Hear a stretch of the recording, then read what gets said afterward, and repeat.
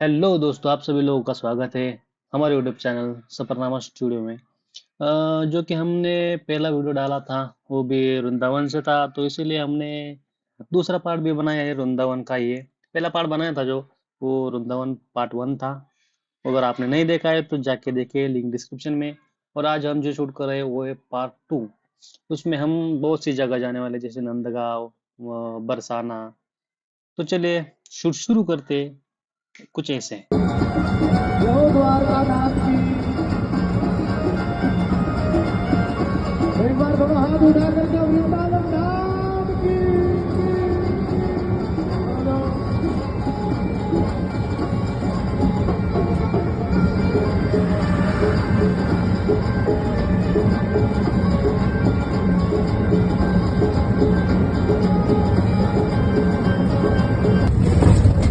तो हमारा सफर शुरू होता है वृंदावन से। तो उसके बाद हमारा हमारा पहला डेस्टिनेशन था नंदगांव। नंदगांव लगभग 1.5 घंटे के दूरी पे था हमारे होटल से, वृंदावन से। तो जैसे हम निकलते हैं तो वैसे भी हमने कई सारी कहानियां सुनी हुई थी बचपन में, मैंने भी। और हम सभी लोगों ने सुनी हुई है श्री कृष्ण जी की जो लीलाएं थी, जो उन्होंने रास लीलाएं की थी, या जो भी उनकी अच्छी अच्छी कहानियां है हमने जो सुनी।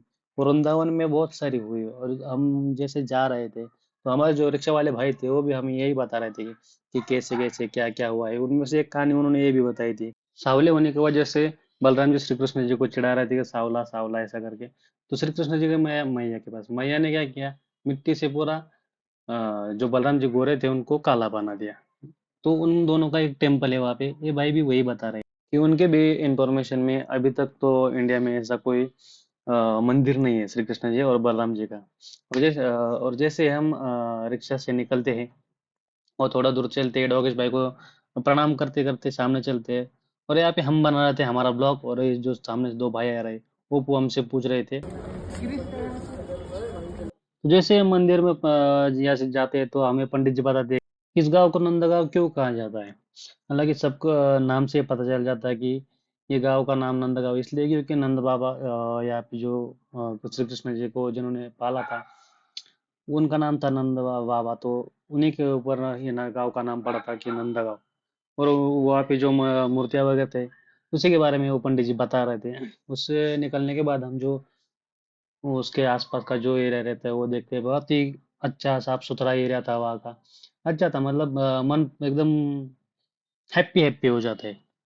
तो ऐसे ही वहाँ पे घूमते घूमते हमने कई सारे जो आके मंदिर वगैरह थे वो भी देखे। उसके बाद यहाँ पे भी आए। ये भी बहुत अच्छा लगा हमें अंदर से भी, मतलब वहाँ के कारीगरी पेंटिंग्स वगैरह जो थी वहाँ पे, चित्रकला हस्तकला कह सकते हैं, वो भी बढ़िया थी। उसी के साथ साथ यहाँ पे बंदर साहब भी बैठ के कुछ खा रहे थे अपना नाश्ता, ब्रेकफास्ट वगैरह कर रहे थे, दोपहर का टाइम का नाश्ता उनका। तो ऐसे ही देखते देखते बाहर की तरफ भी बहुत सारे बंदर थे। योगेश भाई भी यहाँ पे बैठे हुए थे, घूम रहे थे यहाँ पे। तो ऐसे इन सभी लोगों को जय श्री राम कह के हम निकल पड़ते हैं हमारी अगली जर्नी की तरफ।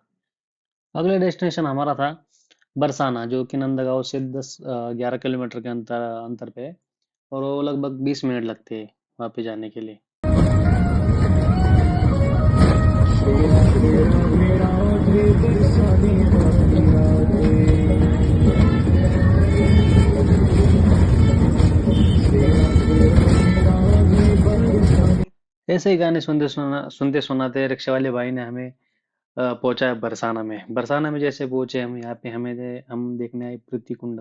प्रीति कुंड के ऐसे कहते हैं कि यहाँ पे राधा रानी ने अपनी मेहंदी धोई थी। ऐसे ही कई कहानियां राधा रानी से जुड़ी हुई यहाँ पे बहुत प्रचलित है। वैसे अगर देखा जाए तो बरसाना में बहुत सारी ऐसी चीजें हैं जो देखने लायक है। मतलब बहुत सारे मंदिर है, घाट है, वन है, जैसे गहवर वन हो गया, श्री राधा रानी मंदिर हो गया, पीली पोखरम बरसाना हो गया, कीर्ति मंदिर हो गया, जो कि अभी हमारे वीडियो में कीर्ति मंदिर आगे आएगा।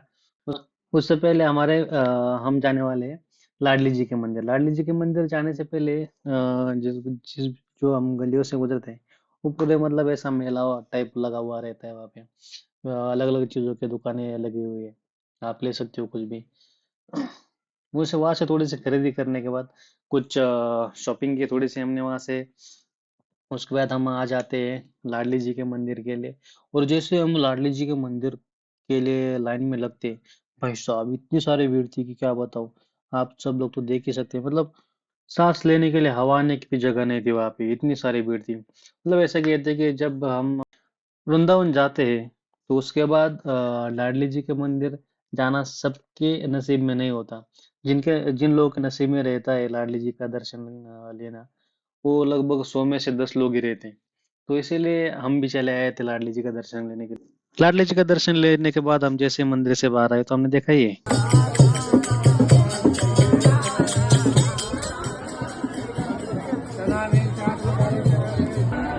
कि इसी के साथ साथ हम कीर्ति मंदिर का भी दर्शन कर लेते हैं। और कीर्ति मंदिर का दर्शन करने के बाद हम आज की वीडियो को करते हैं बाय बाय।